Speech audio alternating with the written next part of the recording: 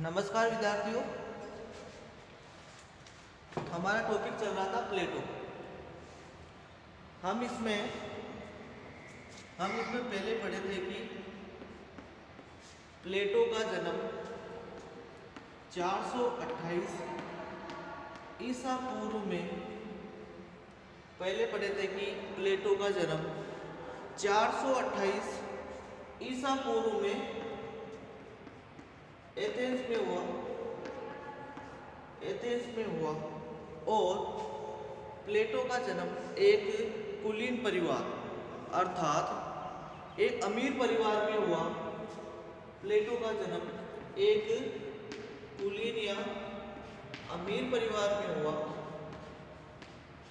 प्लेटो का जब जन्म हुआ तब उस समय एथेंस और स्पार्टा के मध्य युद्ध चल रहा था। ये युद्ध लगभग 30 वर्ष तक चला। तो एथेंस और स्पार्टा के मध्य युद्ध चला तो इसमें स्पार्टा की जीत होती है और एथेंस की पराजय। तो ये युद्ध 30 वर्ष तक चला। तो इस युद्ध का प्रभाव एथेंस पर पड़ा। इस युद्ध का प्रभाव एथेंस पे पड़ा। जब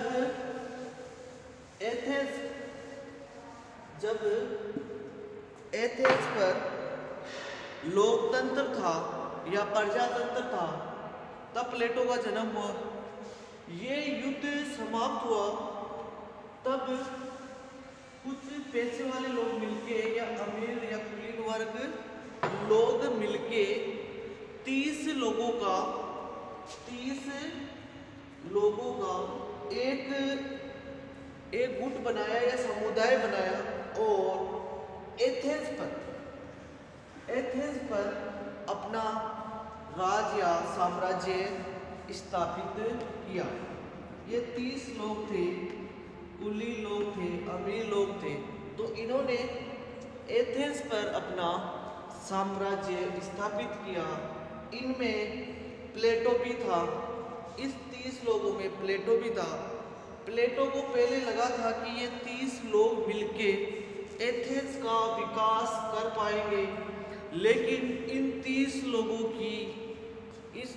लोगों के मन में तो जनता पर अत्याचार, अन्याय, भ्रष्टाचार ये सब करने की इच्छा थी। तो प्लेटो का इस 30 लोगों के कुलीन शासन से मन भंग हो गया और प्लेटो ने कुछ समय बाद वापस लोगों के साथ मिलकर वापस लोकतंत्र या प्रजातंत्र स्थापित कर दिया।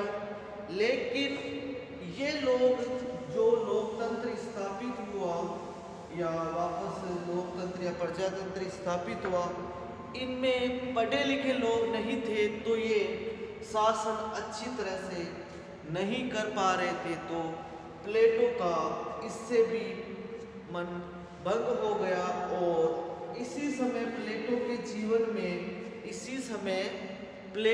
जीवन में एक घटना घटी जो उसका जीवन ही परिवर्तन कर दिया। वो घटना थी 399 ईसा पूर्व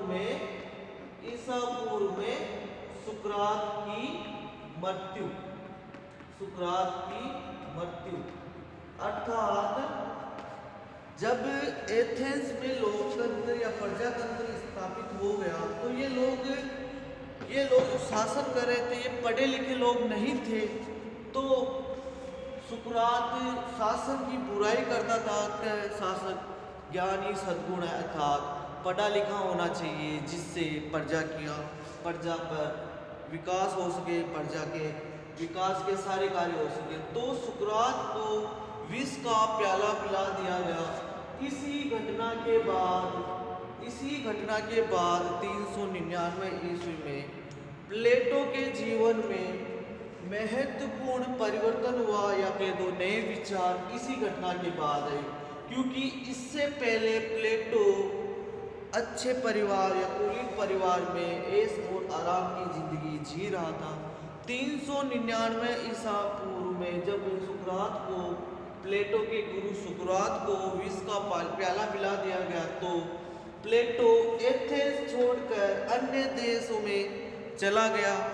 जैसे इससे एथेंस के बाद निगारा गया, निगारा से मिस्र, मिस्र से इटली, इटली से कहा भी जाता है कि इटली से भारत भी आया, इटली से भारत भी आया। भारत के गंगा तट पर इन्होंने वर्ण व्यवस्था का अध्ययन किया। प्लेटो इन परिस्थितियों के बाद भारत भी आया। भारत में प्लेटो ने गंगा तट पर वर्ण व्यवस्था का अध्ययन किया और इसी वर्ण व्यवस्था पर इन्होंने बहुत अच्छे और विचार प्रस्तुत किए। यही वर्ण व्यवस्था पर प्लेटो ने बहुत अच्छे और विचार प्रस्तुत किए। जब प्लेटो सुकरात की मृत्यु होने के बाद विश्व भ्रमण पर निकला तो इन 12 सालों में प्लेटो बहुत सारे देश में घूमकर राजनीतिक दर्शन, विचारधारा आदि का अध्ययन किया। और 12 सालों के बाद जब प्लेटो को अपनी घर की याद आई तो प्लेटो वापस एथेंस आया। लेकिन यहाँ पर उसको वही लोकतंत्र, वही अज्ञानी लोग, अनाड़ी लोग, अशिक्षित लोग शासन कर रहे थे। तो प्लेटो को यहाँ का वातावरण अच्छा नहीं लगा और एथेंस के पास सिराक्यूज राज्य में चला गया और यहाँ पर प्लेटो की मुलाकात एक डियोन नामक व्यक्ति से होती है। प्लेटो की मुलाकात डियोन नामक व्यक्ति से होती है और यही डियोन नामक व्यक्ति प्लेटो का अच्छा मित्र बन जाता है। और प्लेटो इसी डियोन के कहने पर यहाँ के शासक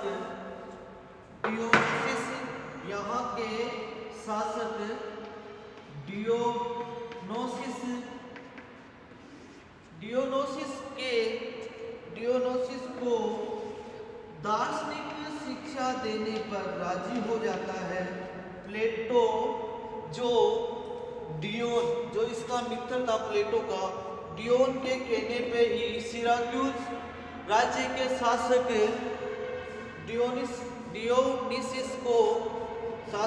डियोनिसिस को दार्शनिक शिक्षा देने के लिए राजी हो जाता है। और इसको जब वो दार्शनिक शिक्षा दे रहा था, प्लेटो जब इसको दार्शनिक शिक्षा दे रहा था तो प्लेटो ने कहा कि आप प्रजा पर अन्याय मत करो, अत्याचार मत करो, प्रजा को भय मुक्त रखो, भ्रष्टाचार मत करो। इससे यहाँ का शासक भड़क गया और प्लेटो पर वहाँ बंदी बना लिया गया और डियोन पर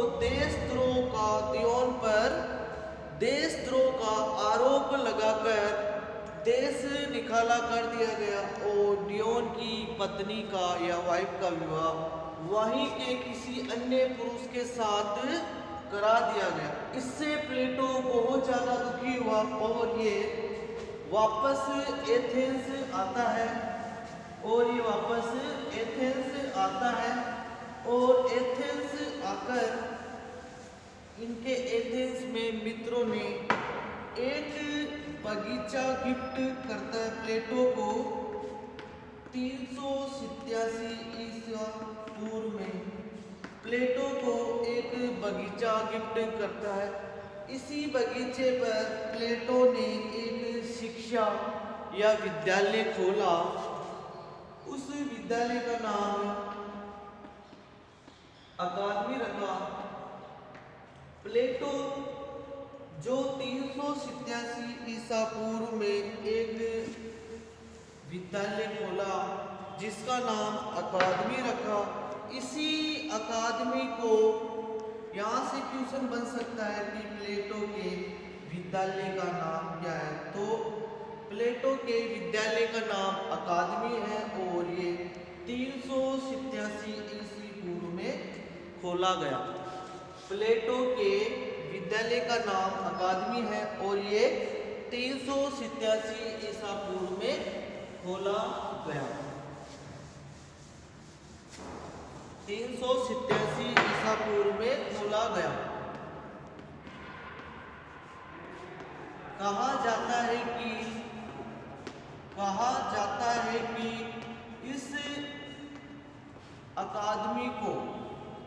इस अकादमी को यूरोप का पहला विश्वविद्यालय माना जाता है। इस अकादमी को यूरोप महाद्वीप का पहला विश्वविद्यालय माना जाता है। क्वेश्चन बन सकता है कि यूरोप का पहला विश्वविद्यालय किसको माना जाता है। इसी अकादमी को यूरोप का पहला विश्वविद्यालय माना जाता है। जब अकादमी की स्थापना हुई तब प्लेटो की आयु मात्र 40 वर्ष की थी। यहाँ से भी क्वेश्चन बन चुका है कि अकादमी की स्थापना के समय प्लेटो की आयु लगभग 40 वर्ष की थी। यहाँ पर लगभग अकादमी में लगभग 900 वर्षों तक शिक्षा दी जाती थी। 900 वर्षों तक शिक्षा दी जाती थी, अर्थात यहाँ पर 900 वर्षों तक शिक्षा दी जाती थी, अर्थात 522 ईस्वी में रोमन सम्राट जस्टिनियन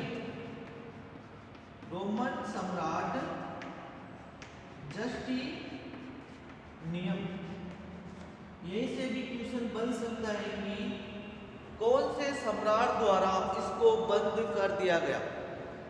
अकादमी को 522 ईसा में रोमन सम्राट जस्टिनियन द्वारा इसको बंद कर दिया गया, अर्थात यहाँ पर लगभग 900 वर्षों तक शिक्षा दी जाती थी। और एक क्वेश्चन और है कि अकादमी का मस्तिष्क किससे कहा गया। अकादमी का मस्तिष्क अरस्तु को कहा गया। अकादमी से इतने सारे क्वेश्चन बनते हैं कि अकादमी की स्थापना 387 ईसा पूर्व में हुई। अकादमी की स्थापना 387 ईसा पूर्व में हुई और अकादमी को यूरोप का पहला विश्वविद्यालय माना गया। और अकादमी की जब स्थापना हुई तो प्लेटो की आयु 40 वर्ष थी। प्लेटो की आयु 40 वर्ष थी। अकादमी में लगभग 900 वर्षों तक शिक्षा दी जाती थी। अकादमी को रोमन सम्राट जस्टिनियन, नाम याद रखना, रोमन सम्राट जस्टिनियन द्वारा 522 ईस्वी में बंद कर दिया गया। सबसे इंपॉर्टेंट क्वेश्चन, अकादमी का मस्तिष्क अरस्तु को कहा जाता है, अर्थात जब अकादमी में शिक्षा दी जाती थी तब प्लेटो का प्रिय शिष्य अरस्तु बना और अरस्तु इतना अच्छा, इतना दर्शन शास्त्री बना कि प्लेटो ने अकादमी का मस्तिष्क अरस्तु को कहा। इसके बाद में जब अकादमी की स्थापना हो जाती है तो एक बार फिर सिराक्यूज राज्य के शासक ने कहा कि मुझे दार्शनिक राजा या दार्शनिक शासन की शिक्षा दी जाए, क्योंकि पहले जब सिराक्यूज राज्य द्वारा प्लेटो के दोस्त डियोन को देशद्रोह का आरोप लगाकर देश से बाहर निकाल दिया गया तो प्लेटो को बहुत ज़्यादा दुखी हुआ। 361 ईसा पूर्व में जब सिराक्यूज राज्य के सम्राट प्रशासक ने वापस प्लेटो को कहा कि मुझे दार्शनिक शिक्षा दी जाए, तो सिराक्यूज राज्य के कहने पर भी प्लेटो ने कहा कि मैं आपको दार्शनिक शिक्षा नहीं दे सकता, क्योंकि आपने पहले मेरे दोस्त डियोन के साथ अत्याचार किया। तो कुछ समय बाद यहाँ पर इसके मित्र जिसका नाम है अर्कितास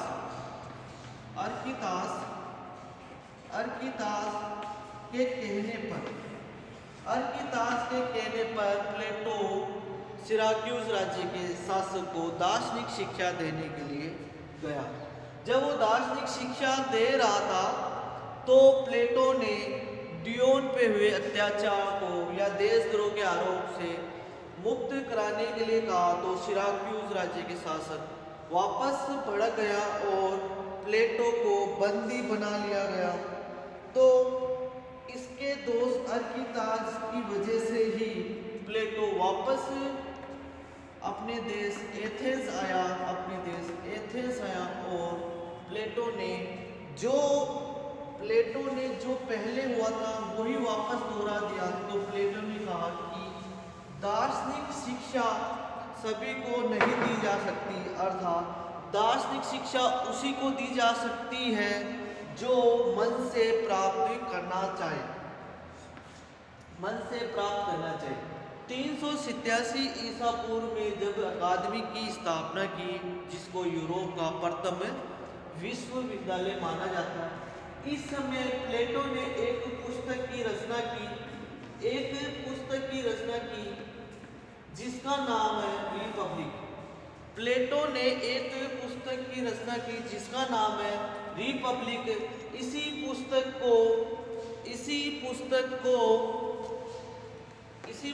को प्लेटो ने शिक्षा पर लिखा गया जो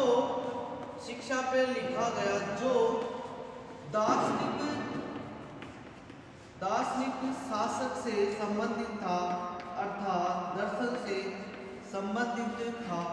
इस आधार पर हम कह सकते हैं कि अकादमी की स्थापना हुई जब प्लेटो ने एक पुस्तक लिखी रिपब्लिक। इसी रिपब्लिक पुस्तक में प्लेटो ने दार्शनिक शासक जो दर्शन से संबंधित था, अर्थात ये आदर्शवादी राज्य से संबंधित था। प्लेटो कहता है कि राजा को हमेशा आदर्श होना चाहिए। इसके बाद प्लेटो वापस सिराक्यूज राज्य जाता है। सिराक्यूज राज्य के जाने के बाद 361 ईसा पूर्व में जब प्लेटो के साथ घटना घटित होती है, तो प्लेटो रिपब्लिक पुस्तक के बाद नई पुस्तक लिखता है। उस पुस्तक का नाम लोज है। इसी पुस्तक में आदर्श राज्य के स्थान पर प्लेटो ने व्यवहारिक शिक्षा दी, अर्थात पहले जो रिपब्लिक पुस्तक में लिखा हुआ है कल्पना के आधार पर बताया कि राजा को यही करना चाहिए, वो सिर्फ आदर्श था, अर्थात कल्पना के आधार पर। और जब रिपब्लिक पुस्तक लिखी उसमें कल्पना के आधार पर था, और लोज पुस्तक लिखी उसमें यथार्थ अर्थात वास्तविक ज्ञान के आधार पर लिखा गया था। रिपब्लिक पुस्तक जिसमें कल्पना अर्थात आदर्शवादी विचार या दार्शनिक शासक था। उसके बाद लोज पुस्तक की स्थापना की या लोज पुस्तक लिखा। उसमें व्यवहारिक शिक्षा अर्थात यथार्थ और वास्तविक शिक्षा दी गई। जब प्लेटो ने लोज पुस्तक लिखी उस समय प्लेटो का प्रिय शिष्य अरस्तु बन गया। जब प्लेटो ने लोज पुस्तक लिखी उस समय प्लेटो का अच्छा शिष्य अरस्तु बन गया। तो जो लोज में विचार थे वो अधूरे रह गए, क्योंकि प्लेटो 347 ईसा पूर्व में प्लेटो का देहांत हो गया। तो इसी लोज पुस्तक को पूरा करता है अरस्तु। इसी लोज पुस्तक को पूरा करता है अरस्तु और नई पुस्तक लिखता है पॉलिटिक्स। एग्जाम में पूछा जा सकता है कि प्लेटो की पुस्तक का क्या क्या नाम है। प्लेटो की दो पुस्तक, एक तो रिपब्लिक और एक लोज। और इसी लोज को अरस्तु ने पॉलिटिक्स नाम से लिखा, जो लोज के ही विचार थे, लोज से ही मिलते जुलते विचार थे। ये तो हो गए प्लेटो के बारे में सामान्य जानकारी। एक बार वापस प्लेटो का जन्म 428 ईसा पूर्व में एथेंस में हुआ। एथेंस यूनान में है और यूनान यूरोप महाद्वीप में, यूरोप महाद्वीप में। इस समय प्लेटो का जन्म हुआ तो प्लेटो एक कुलीन परिवार से संबंधित रखता था, अर्थात अमीर परिवार में प्लेटो का जन्म हुआ 428 ईसा पूर्व में। 399 ईसा पूर्व में सुकरात को विष का प्याला पिला दिया। इसी समय प्लेटो के जीवन में एक नया मोड़ आता है और प्लेटो 399 ईसा पूर्व के बाद विश्व भ्रमण के लिए निकल जाता है। विश्व भ्रमण में मिस्र, इटली, निगारा और कहा जाता है कि इसी समय प्लेटो भारत भी आया और भारत में गंगा नदी के तट पर वर्ण व्यवस्था का अध्ययन किया। जब 12 वर्ष तक अन्य देशों में घूमता रहा तो प्लेटो को अपनी घर की याद आई और लगभग 388 ईसा पूर्व में प्लेटो वापस एथेंस आया। प्लेटो 388 ईसा पूर्व में वापस एथेंस आया। यहाँ आकर प्लेटो रिपब्लिक पुस्तक, लोज इत्यादि पुस्तक की रचना करता है। अब ये तो हो गए प्लेटो के जीवन परिचय। अब प्लेटो के बारे में अन्य बातें। प्लेटो को राजनीतिक दर्शन का पिता माना जाता है या जनक माना जाता है। एग्जाम में पूछा जा सकता है कि राजनीतिक दर्शन का पिता किसे माना जाता है। राजनीतिक दर्शन का पिता प्लेटो को माना जाता है और राजनीति का जनक अरस्तु को माना जाता है। राजनीति दर्शन का पिता प्लेटो और राजनीति का जनक अरस्तु को माना जाता है। प्लेटो जो एक अमीर परिवार में जन्म हुआ तो प्लेटो को सुकरात के संदर्भ में शिक्षा प्राप्त हुई। प्लेटो को सुकरात के संदर्भ में शिक्षा प्राप्त हुई, अर्थात प्लेटो के गुरु का नाम सुकरात और अरस्तु के गुरु का नाम प्लेटो। अरस्तु के गुरु का नाम प्लेटो और प्लेटो के गुरु का नाम सुकरात। प्लेटो ने सारी शिक्षा सुकरात से प्राप्त की। सुकरात तर्क विद्या में निपुण था। तर्क विद्या तर्क विद्या में निपुण था। तर्क विद्या ही प्लेटो ने सुकरात से ग्रहण की। तर्क विद्या उसे कहते हैं जो वाद विवाद में सही विवाद पर या वाद पर अपने विचार व्यक्त करते हैं। तो ये थे प्लेटो के बारे में कुछ बातें। इसके बाद में प्लेटो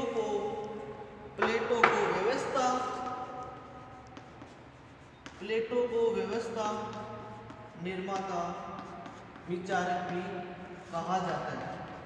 एग्जाम में पूछा जा सकता है कि व्यवस्था निर्माता विचारक कौन कौन से।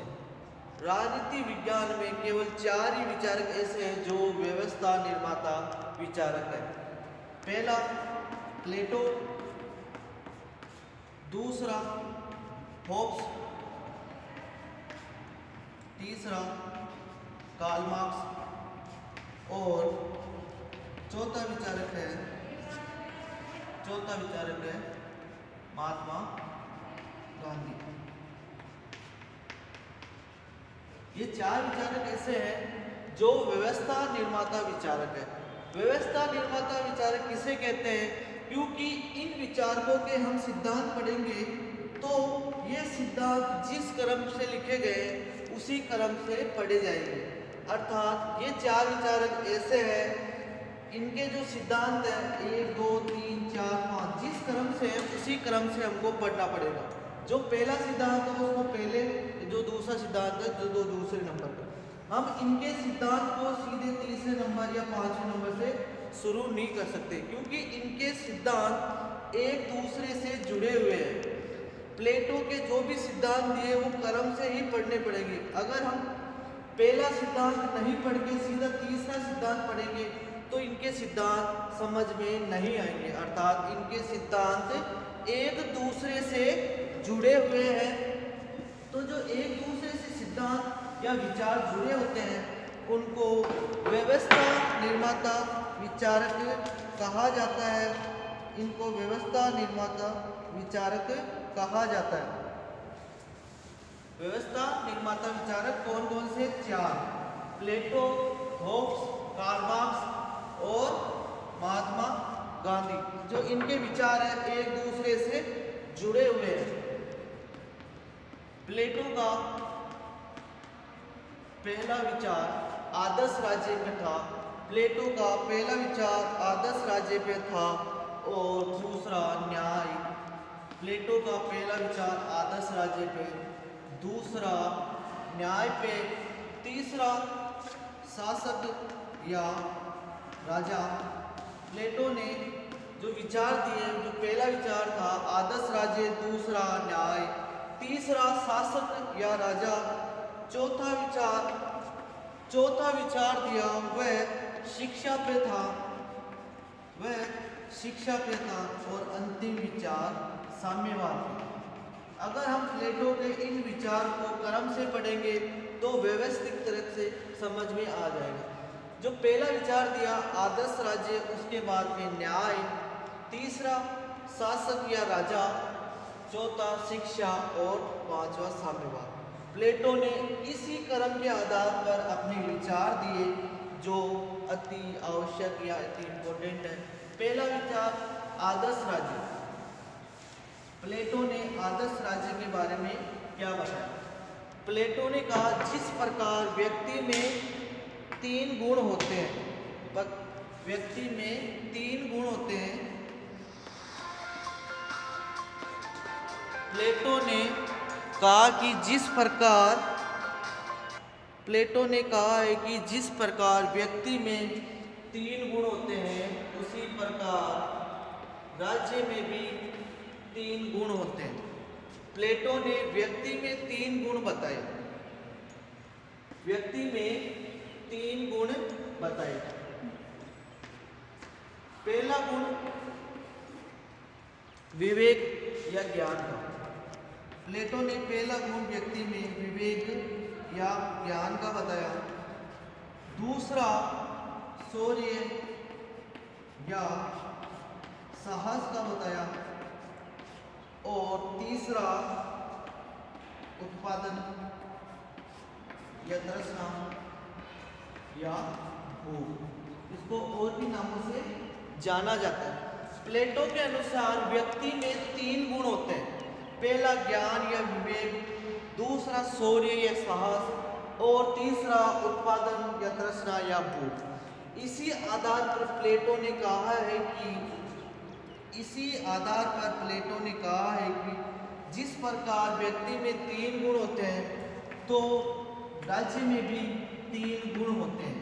जिसमें ज्ञान या विवेक आ जाए वो दार्शनिक राजा बन जाता है।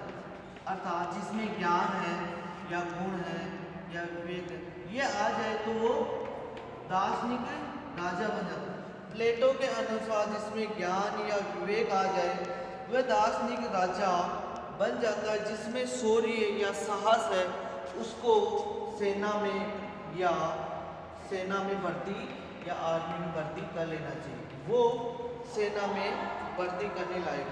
जो उत्पादन तृष्णा या भूख है उसको व्यापारी बना दिया जाना चाहिए। व्यापारी, कर्षक आदि नामों से प्लेटो ने संबोधित किया। प्लेटो ने व्यक्ति के 3 गुण बताए।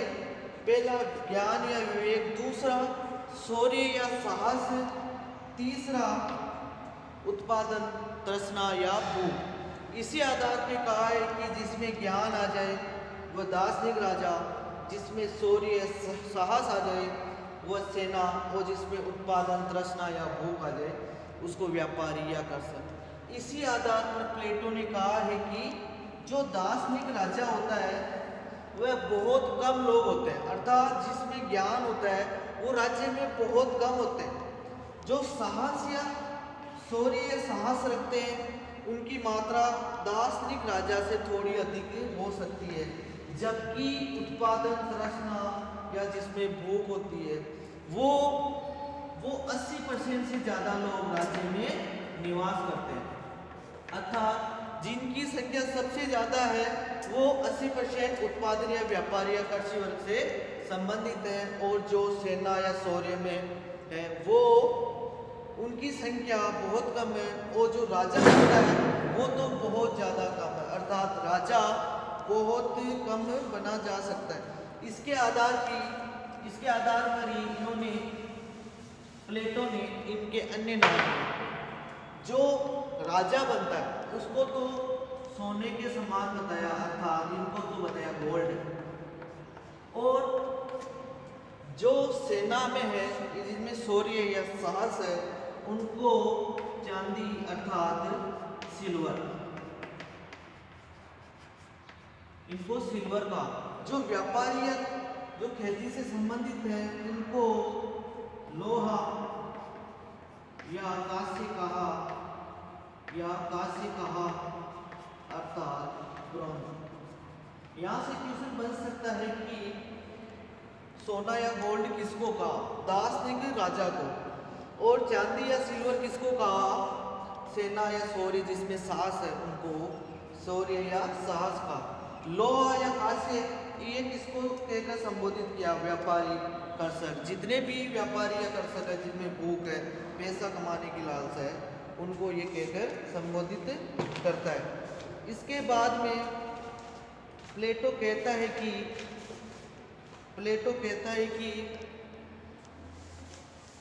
आदर्श राज्य में, प्लेटो कहता है कि आदर्श राज्य में, क्योंकि आदर्श राज्य में राजा बहुत कम बन सकता है, अर्थात ज्ञान बहुत कम लोगों को प्राप्त हो सकता है। इसके आधार पर राजा को बहुत सारी शक्ति दे देता है, अर्थात असीमित शक्तियाँ दे देता है। इसी असीमित शक्तियों के आधार पर प्लेटो ने राजा को इतनी सारी शक्तियाँ दे दी कि जो 3 वर्ग है जिसमें सर्वाधिक जिसमें विवेक क्या है उसके आधार पर सेना और उत्पादन व्यापारी वर्ग पर दार्शनिक राजा अत्याचार करता है, अर्थात इसको निरंकुश शक्तियाँ दे दी जाती है।